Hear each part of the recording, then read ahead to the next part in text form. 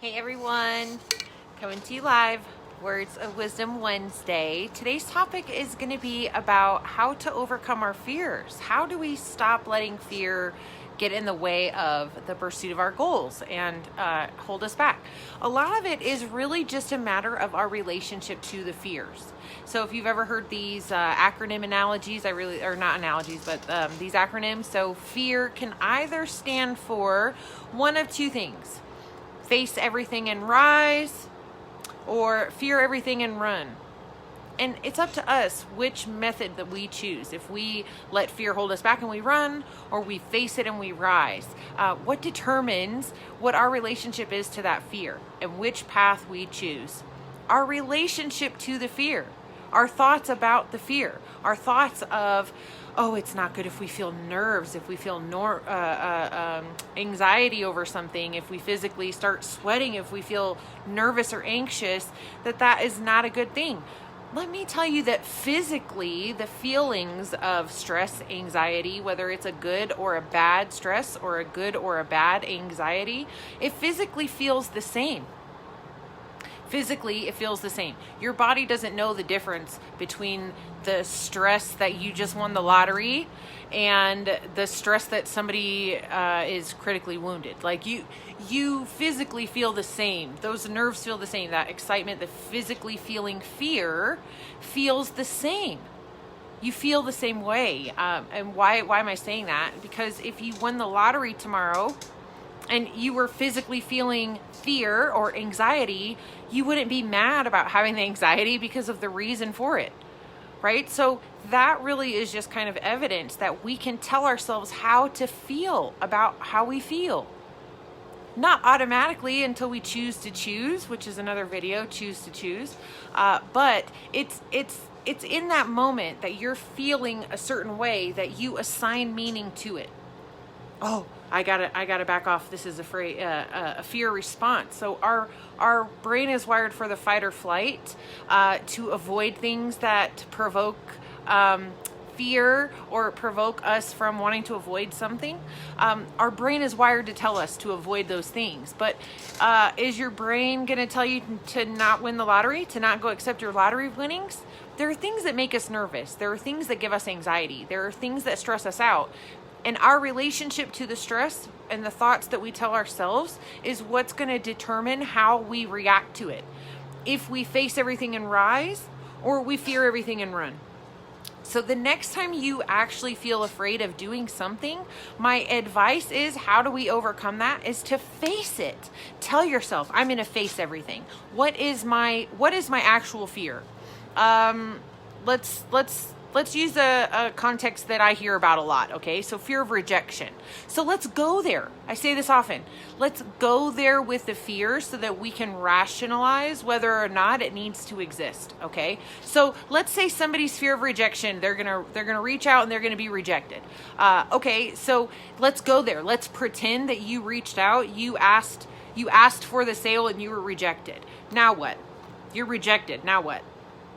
Is it going to ruin your life? Are you never going to speak to anyone again? Never going to be willing to show your face again? What does it mean about you? Anything? No? Just that person said no? Is it the end of the world that we think that it is? A lot of the time our fear is just this overhyped sensation, this stimulus that we're trying to avoid. But if we actually go there with whatever it is that we're worried about happening, and act as though it happened, it's evidently not as big and scary as we initially thought that it was. The power of fear, the power is what we give it. Our relationship to it is why that the fear is powerful. Because we give it power, not because it's power on its own, not because fear is something to avoid on its own, because it's not. That adrenaline, those nerves, your physiological reaction to the stimuli of whatever stress that you're under is not on its own a harmful, negative thing. Like I said, you would experience those same feelings if you won the lottery. So it's not the feelings themselves. It's not fear that's bad. It's your relationship to fear. It's wanting to avoid it. It's not wanting to feel that and avoid anything that makes me feel that. Let's start to have a tolerance for that physiological sensation of being nervous. really remind yourself that you're going to feel that same feeling for anything else amazing that happens. Let's say you go on a trip and you go ziplining through the forest. You're going to feel that feeling about something you're really excited about doing, right? It's healthy to be nervous. It's healthy to have things scare you sometimes. What's not good is having such a low tolerance to that feeling that we make it mean I need to avoid anything and everything that makes me feel this way. So how you overcome this and you don't let fear hold you back is face it. Face the fear. What am I so afraid of? What am I so afraid of? Why am I holding back? Because I'm afraid this is going to happen. Okay, so what if this happens? Go there. Make yourself go there. What if it happens? Okay, well, what if it does? What if my fears are realized? What if my fear comes true? Then what? And keep asking then what until you realize that you're totally capable of tackling whatever the then what is. And so worst case scenario, which is usually where our fears come from, almost never happens. Almost never. The worst case scenario is almost all the time not what actually is what we end up having to overcome or deal with. So go there, check your mind, check your mindset. Ask it to validate and verify whether or not it's a valid concern or not, whether if that fear actually did come true, if it's worth holding yourself back. Sometimes it's just a matter of having a different relationship with the fear or with the anxiety itself. When you're physically having anxiety, now I suffer from panic attacks, not very often anymore, thankfully, but so I'm not speaking from ignorance here. I understand that physiologically sometimes there's no talking ourselves out of it. And I'm not actually talking about a full-blown panic attack. I'm talking about when you're fearful and you want to make the call, but you're nervous what they're going to say. You want to ask the question. You want to go for it, but you hold back. How do you stop holding back? Ask yourself, what is the worst thing that could happen? And then go there as if that happened and ask yourself, what do you do then? You survive. You'll be just fine. Sometimes rationalizing with ourselves that the fears aren't as much as we make them can help us in that aspect as well. Sometimes. So that's one other little trick that you can try. But truly, it's our relationship to the fear. It's our relationship to the anxiety. And we're in control of what thoughts and emotions that we assign it. So it cannot hold us back unless we give it permission to hold us back. A lot of the time we are okay if we quit something, and we're not okay if we fail. And so that's it. That's the literally next video. I think I might try to do that tomorrow, to talk about our relationship between quitting and failing, and how those are a little bit backwards. And we should want to not quit. We should really focus on ourselves to not be afraid of trying and failing, but to be afraid of not trying at all. And really adjust the things that we're concerned with. We want to be the face everything and rise, or fear everything and run. So let's face it, is the best advice I can give about how do we not let our fears hold us back. We face it and we go there and say, is this really worth being this afraid of?